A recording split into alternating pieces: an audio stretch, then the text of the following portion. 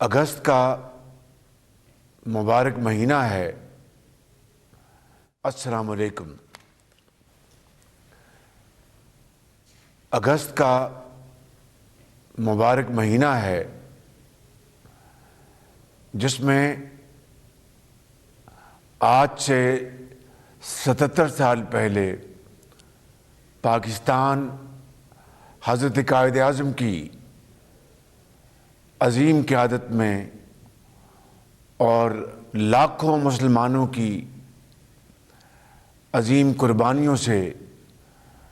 Mars وجود میں آیا تھا، اور اللہ تعالیٰ کا لاکھ لاکھ شکر ہے کہ آج سبز ہلالی پرچم تلے پاکستان کے عوام زندگی بسر کر رہے ہیں۔ اسی حوالے سے 5 اگست کی بھی ایک بڑی اہمیت ہے، کیونکہ 14 اگست سے پہلے 5 اگست آتا ہے، اور آج کے دن ہندوستانی حکومت نے غاصبانہ طور پر مقبوضہ جموں و کشمیر میں وہاں کے رہنے والے بزرگوں، بھائیوں اور بہنوں کے جو حقوق تھے ان کو بھی چھین لیا، اور آرٹیکل 370 اور دفعہ 35A کا خاتمہ کر کے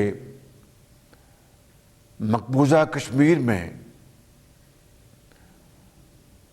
جو کہ غیر ریاستی لوگ ہیں ان کو بھی آباد ہونے کا غیر قانونی حق دے دیا گیا۔ شہریت اور وہاں پر رہنے والے جو لوگ ہیں ان کی جائیدادیں ناجائز طور پر بھی خریدنے کا ان کو ناجائز حق دیا گیا۔ یہ وہ ظالمانہ اقدام ہیں جو تواتر کے ساتھ مقبوضہ کشمیر میں آزادی کا حق مانگنے والے لاکھوں کروڑوں کشمیریوں کے ساتھ پچھلے 77 سال سے یہ ظلم روا رکھا گیا ہے۔ حضرت قائد اعظم نے کشمیر کو پاکستان کی شہرگ قرار دیا ہے، اور یہ وہ ایک جملہ ہے جو میں سمجھتا ہوں کہ جب تک کہ کشمیر، مقبوضہ کشمیر کے ہمارے بھائی اور بہن آزاد نہیں ہو جاتے، جب تک کہ ان کو ان کے بنیادی حقوق مہیا نہیں ہو جاتے، پاکستان ہمیشہ کی طرح ان کی پوری اخلاقی امداد کرتا رہے گا، اور ہمیشہ کی طرح ان کے لیے تمام جو عالمی ادارے ہیں ان کے دروازے پر دستخط دیتا رہے گا، جب تک کہ ہمارے مقبوضہ کشمیر میں بھائیوں اور بہنوں کو ان کا حق نہیں مل جاتا۔ اور انشاءاللہ وہ دن آئے گا جب ایک سجدہ شکر ہم بجا لائیں گے، جب مقبوضہ کشمیر کے عوام ہندوستان کے غاصبانہ قبضے سے آزاد ہوں گے، اور اس دن انشاءاللہ کشمیر مکمل طور پر آزاد ہو جائے گا۔ میرے بھائیوں اور بہنوں، آج 77 سال گزرنے کے باوجود بھی کشمیر کی وادی ہزاروں لاکھوں کشمیریوں کی خون سے سرخ ہو چکی ہے، اور جو ظلم کے پہاڑ ان کے اوپر ڈھائے گئے ہیں، وہ داستان پوری دنیا کے سامنے ہے۔ آج ہم 5 اگست کو اپنے کشمیری بھائیوں کو سلام عقیدت پیش کرتے ہیں، ان کی عظیم جدوجہد کی داستان کو ہم سلام پیش کرتے ہیں، اور میں سمجھتا ہوں کہ کشمیریوں کی کوس کے لیے، ان کے مقصد حیات کے لیے، جن ہزاروں لاکھوں کشمیریوں نے اپنی جانوں کا نذرانہ پیش کیا، آج ہم ان کی اس عظیم قربانیوں کو ہم پوری طرح سراہتے ہیں اور یہ وعدہ کرتے ہیں کہ کبھی بھی ان کی اس قربانی سے گریز نہیں کیا جائے گا، اور انشاءاللہ یہ قربانیاں کبھی رائیگاں نہیں جائیں گی۔ آج ہم چودھری غلام عباس، سردار ابراہیم خان، میر وائز محمد یوسف صاحب اور مرد آئین سید علی گیلانی، محمد اشرف صحرائی، الطاف احمد شاہ، مولانا عباس انصاری اور ان تمام بزرگوں، نوجوانوں اور کارکنوں کو ہم سلام پیش کرتے ہیں، جنہوں نے اس تمام عرصے میں اپنے نظریے کے لیے ایک تحریک چلائی، دلوں کو گرمایا، اور شبانہ روز انہوں نے کشمیریوں کے حقوق کے لیے آواز اٹھائی اور ہندوستان کے جبر کا بھرپور مقابلہ کیا۔ اور ہم سلام پیش کرتے ہیں محترمہ آسیہ اندرابی صاحبہ کو، جناب یاسین ملک صاحب کو، جناب میر واعظ عمر فاروق صاحب کو، شبیر احمد شاہ صاحب کو، مسرت عالم بھٹ صاحب کو، وانی صاحب کو، جنہوں نے بڑی دنیا کی سب سے بڑی جیل میں کئی سال صحبتیں برداشت کی، ظلم برداشت کیا، ان کے گھر والوں کو ان سے ملنے نہیں دیا گیا، اور ایک بڑے فوجی محاصرے میں ہندوستان کے نرغے میں انہوں نے ہر قسم کا ظلم برداشت کیا، مگر گردن کو جھکایا نہیں، اور سنگینوں کے سائے میں کشمیر بنے گا پاکستان جیسے فلک شگاف نعرے لگائے، جس سے کہ ہندوستان کے ایوان لرز جاتے ہیں۔ ان کے نعروں کی بڑھتی ہوئی گونج کو روکنے کے لیے ہندوستانی فوج نے کیا کیا جرم نہیں کیا، کیا کیا ظلم نہیں ڈھایا، اس نے ہندوستان کی تمام ان کارروائیوں کو خاک میں ملا دیا، اور وہ دن دور نہیں جب انشاءاللہ کشمیریوں کا خون ضرور رنگ لائے گا۔ میرے بزرگوں، بھائیوں اور بہنوں، آج ہم سردار ابراہیم، سردار عبدالقیوم خان، سردار سکندر حیات خان سمیت تمام مرحوم قائدین کو بھی خراج عقیدت پیش کرتے ہیں، جنہوں نے تمام عمر کشمیر کوس کے لیے آواز اٹھائی، اور ان تمام کارکنوں کے درجات کو بھی اللہ تعالیٰ بلند فرمائے، جنہوں نے کشمیریوں کی آزادی کے لیے ہر قسم کی قربانی دی، مگر ہندوستان کے ظلم اور ستم کے آگے انہوں نے سر کو جھکنے نہیں دیا۔ آج دنیا میں فلسطینی اور کشمیری نسل در نسل اپنی آزادی کے لیے قربانیاں دے رہے ہیں، اور جو ظلم آج غزہ میں ڈھایا جا رہا ہے، 40,000 سے زائد فلسطینی شہید کیے جا چکے ہیں، ہزاروں بچے ان کو شہید کیا گیا، اور ہر روز آج جو کل گزرا ہے، جو پرسوں گزرا ہے، غزہ کے اسکولوں میں جو طالب علم ہیں، نہتے طالب علم، ان کو دن رات شہید کیا جا رہا ہے، اور اسرائیل کی فوجیں جو ظلم ڈھا رہی ہیں، میں سمجھتا ہوں کہ تاریخ میں اس سے بدترین کوئی اور مثال نہیں ملتی، مگر فلسطینی بھائیوں اور بہنوں کی قربانیاں، ان کا عزم صمیم اور ان کا فولادی وعدہ